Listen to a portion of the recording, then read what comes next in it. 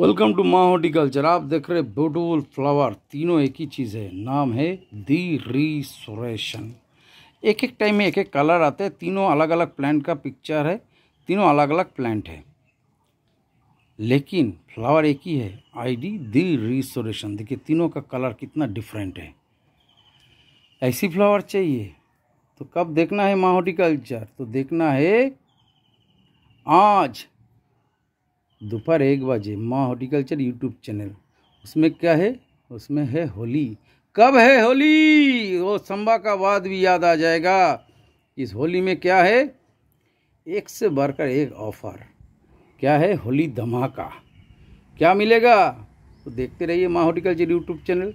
साथ में कुछ भी ना कुछ सिखाएंगे, टिप्स तो ज़रूर देंगे, आपका प्लांट कैसे अच्छा रहे। तो निखिल जी का क्वेश्चन है, उसी के ऊपर कल बात करेंगे और साथ में होली धमाका बताएंगे। तो देखते रहिए माँ हॉर्टिकल्चर यूट्यूब चैनल, फॉलो करें माँ हॉर्टिकल्चर फेसबुक पेज।